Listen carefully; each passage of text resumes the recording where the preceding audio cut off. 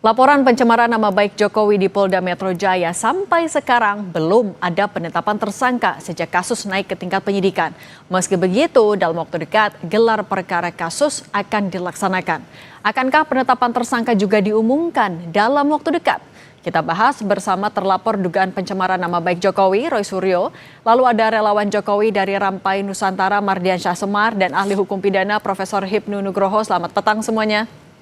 Ya, selamat petang Mas Cindy, selamat petang juga Prof. Hipnu, selamat petang juga Saya ke Bung Semar dulu ya. Bung Semar, kan kata polisi bentar lagi mau ada gelar perkara. Anda yakin nggak di gelar perkara itu sekalian akan ada penetapan tersangka? Iya, beberapa waktu lalu kan saya juga sudah sampaikan bahwa memang tidak perlu didesak-desak. Ini proses sudah pada titik ujungnya. Bahwa masuk pada proses penyidikan, lalu tadi kita sudah mendengar aparat kepolisian menyampaikan bahwa dalam waktu dekat akan melakukan gelar perkara, dan saya sangat meyakini dalam proses gelar perkara itu juga akan ditindaklanjuti dengan pengumuman siapa tersangkanya, penyampaian siapa tersangka, siapa yang masuk pada tindak pidana yang memang dilaporkan oleh Pak Jokowi.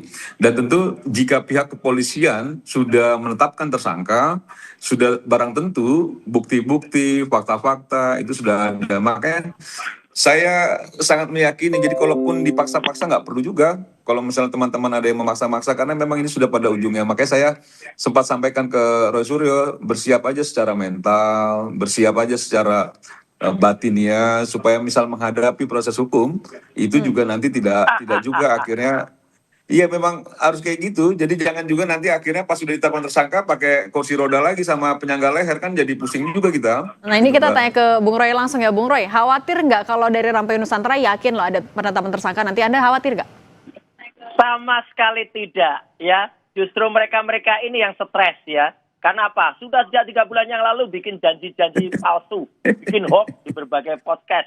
Besok minggu depan, dalam waktu dekat. Kemudian mereka bikin podcast, hoax semua itu podcastnya. Udah ditetapkan tersangka, udah stres gini. Tuh teman-teman yang mengaku ceboker Nusantara itu, teman-temannya Mas Semar ini, itu udah bikin hoax, tuh harusnya ditangkepin semua itu. Bikin hoaxin aja, terus dengan gambar-gambar saya, Bang Resmond, Dokter Tifa udah dikasih orange, sudah dikasih besi, bohong semua itu. Kalau memang mau tetapkan dari dulu silakan tetapkan Polda. Ayo, gitu loh. Polda ini kan pasti ada sesuatu yang mereka sangat tidak yakin. Ya karena memang tidak yakin, ijazahnya nggak pernah ada. Ijazahnya kan bohong saja itu. Berarti Bung Roy Suryo ngerasa sebenarnya penyidikannya ini berlangsungnya lama. Ya makanya lama tuh kan pasti ada sesuatu. Polda atau polisi itu dia yakin ijazah itu pernah ada. Ya, karena begitu dilihat, diteliti betul, palsu ijazahnya. Terus kemarin katanya ijazah Polda. Terus katanya juga ketika di Solo diperlihatkan kepada relawan yang tidak ada standingnya juga. Ini ijazah yang benar di mana? Disita atau di tangan Jokowi atau nggak pernah ada? Jadi ijazahnya nggak pernah ada. Kalau ijazahnya nggak pernah ada dan Jokowi terbukti bohong, ya sudah, Polda nggak mungkin berani maju. Nggak akan P21, pasti akan P19, bolak-balik. Kayak skripsinya Jokowi saja dengan Pak Kasmujo itu. Bolak-balik. Itu pun penipu juga karena Pak Kasmujo juga nggak ngakuin. Itu Mbak Cindy. Ini kita nanya kan aparat kepolisian kan udah dikasih tahu juga, sudah diserahkan sama Pak Jokowi. Terus hak Pak Jokowi juga kalau ingin memberitahu kepada siapa itu ijazahnya. Jadi nggak bisa juga harus ada semuanya, bohong gitu semua tuh. Jokowi itu kan mulai stres kan itu. Gak ada itu menyerah. Ini kita tanya ke Prof. Hipnu dulu aja ya sebentar. Iya.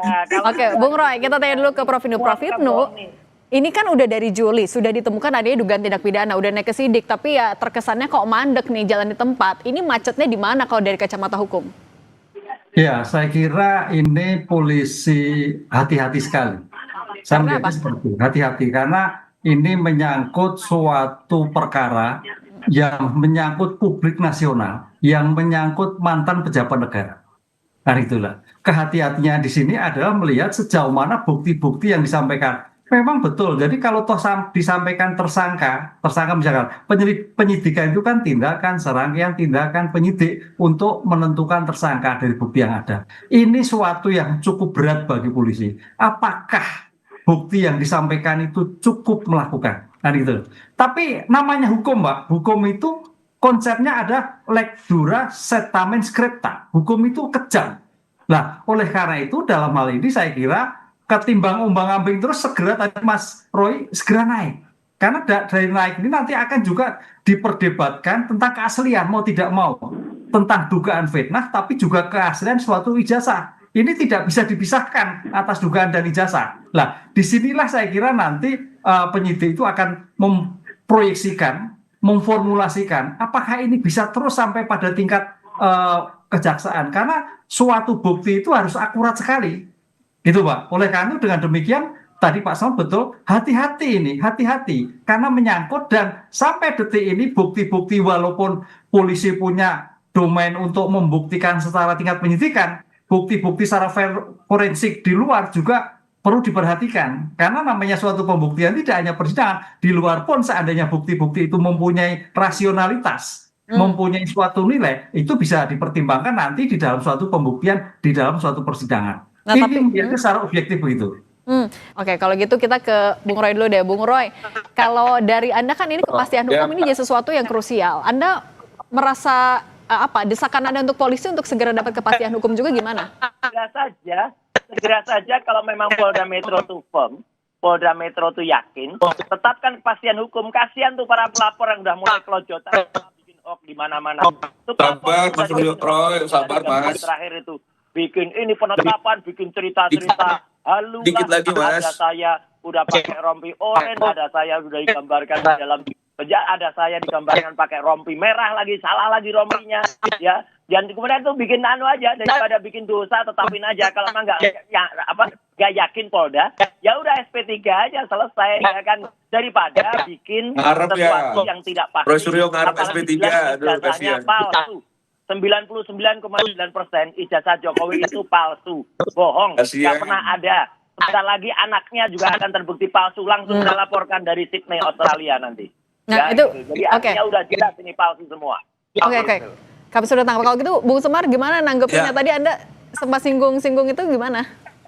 Iya, maksud saya begini ya, ini kan sudah sangat clearance ya soal proses hukumnya. Sekarang sudah masuk penyidikan. Saya setuju sama Pak Hipnu tadi bahwa memang butuh kehati-hatian. Ratusan orang juga dijadikan saksi oleh pihak kepolisian. Dan tadi udah disampaikan juga bahwa akan dalam waktu akan gelar perkara. Jadi kalau Roy Suryo berharap SP3, ya saya melihat bahwa itu menandakan makin panik gitu Roy Suryonya kan gitu ya. Karena sesungguhnya saya sejak awal meyakini bahwa ini sudah ditemukan bukti-bukti dan fakta hukum yang cukup akurat ya dan cukup valid sehingga polisi sudah masuk proses penyidikan. Jika itu tidak ditemukan pasti tidak masuk proses penyidikan, tinggal lagi gelar perkara. Persoalan apa yang disampaikan Roy Suryo kan itu kegelisahan Roy Suryo saja karena memang ini sudah dia bayangkan betul jika ini sudah diumumkan sebagai tersangka bukan main-main ini, dia harus melewati juga proses hukum yang dilakukan dengan sanksi hukum yang nanti juga dijatuhkan. Nah, bahwa banyak orang bicara misalnya begini, kok kenapa Pak Jokowi menyampaikannya bukan di peradilan? Peradilan kan belum, tapi kalau pihak kepolisian minta sudah diberikan langsung oleh Pak Jokowi. Kalau Pak Jokowi memberikan kepada para relawan atau pada siapapun, itu haknya Pak Jokowi. Jangan diprotes juga kalau dia nggak mau ngasih Roy Suryo dan kawan-kawan, itu haknya Pak Jokowi. Dia mau memberitahu ke siapapun ijazahnya, karena itu memang milik dia kan gitu. Jangan juga akhirnya seolah-olah ingin membangun narasi-narasi yang sesat gitu.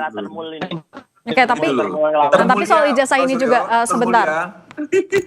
Sebentar, tapi saya mau ke Prof. Hipnu juga, Prof. Hipnu. Tapi soal ijazah ini kan ya Pak Jokowi masih belum mau menunjukkan itu ke Bung Roy Suryo CS. Kemudian juga ketika di PN juga tidak mau menunjukkan itu. Nah, ketika tidak mau menunjukkan itu kan akhirnya juga berakhir deadlock akhirnya sering misalnya di PN Solo juga. Kalau kayak gini Anda melihatnya ini memang murni hukum, memang hati-hati atau jangan banyak politisnya juga? Iya, hati-hati Mbak, karena ini kan menyangkut perkara 30 tahun yang lalu ijazahnya gitu loh. Jadi saksi-saksi pun saksi-saksi ketika 30 tahun yang lalu. Baru memang sekarang ini untuk mengupdate sekarang itu dengan kajian-kajian forensik yang kemarin sudah dilakukan oleh Puslatfor, kemudian teman-temannya Mas Roy dan sebagainya. Cuman keabsahannya ini nanti ada wewenang negara. Negara itu yang mana yang dipakai kan itu loh. Itu yang sekarang dalam tingkat penyidikan. Tapi nanti seandainya itu sampai pada tingkatan persidangan peradilan baru dua kesaksian forensik sebagai pendukung keabsahan itu dihadirkan, baik dari teman-teman Mas Roy maupun lapor diajukan, karena itu sebagai bentuk eksaminasi dari bukti forensik yang diajukan. Bukti forensik itu bahwa forensik adalah ilmu pengetahuan untuk kepentingan peradilan. Nah, disitulah yang nanti kalau toh ini sampai masuk ada dua pihak yang membuktikan. Yang dipakai yang mana? Hakimlah yang akan menentukan. Kalau ijazah dari Pak Jokowinya sendiri harus ditunjukkan juga nggak sama Pak Jokowi? Pasti harus, karena itu sebagai Nggak pernah ada objek itu perkara. semua itu. Ya nanti di peradilan kok nggak pernah Objek suatu ada. perkara. Nah, itu Nanti akan dilihat. Nggak berani Jangan Pak juga Jokowi. bahas narasi sesat dong. Oke, Bung Roy Suryo yakin akan ditunjukkan nanti di pengadilan? Ya pasti Nggak ditunjukkan itu, akan. Mbak. Nggak Itu akan. proses Bohong peradilan dia. Jokowi itu namanya. bohong Pasti udah berkali-kali. Kalau Pembohong Roy Suryo nggak terbesar penting untuk Udah ditunjukkan. udah ada pengadilan di Solo beberapa kali, dia nggak berani ngajak dia Oke. Pengadilan, oh. Jadi Jokowi ini pembohong, Mbak. Nggak akan ditunjukkan. Oke. Kalau gitu saya minta tanggapan dari Bung Semar. Kalau dari Bung Semar gimana? Iya. Ya, pasti itu akan ditunjukkan dalam proses peradilan. Itu yang tadi saya tegaskan juga, bahwa dalam proses hukumnya kan juga sudah ditunjukkan juga kepada pihak Polda Metro Jaya. Kalau kepada bohong. jangan juga Bukan akhirnya rakyat marah Indonesia. dong. Gitu loh. Jangan juga akhirnya maksa-maksa minta ditunjukkan ke Roy Suryo. Itu kan bukan juga pada kewenangannya. Roy Suryo minta ijazahnya Pak Jokowi kan gitu loh. Kalau dalam proses peradilan tentu itu akan dipenuhi oleh Pak Jokowi, dan saya meyakini Roy Suryo dan kawan-kawan segera menjadi tersangka itu. Oke, nanti kita lihat aja di gelar perkara akan seperti apa tindakan polisi. Ya. Bung Semar, Bung Roy Suryo, Prof. Hipnu, Iya, terima kita kasih siap, sudah berbagi siap. bersama kami di Kompas Petang. Jokowi tukang bohong atau tidak? Oke. Terima kasih semuanya, sehat selalu. Enak loh dibicarain. Makasih, Mbak Didi.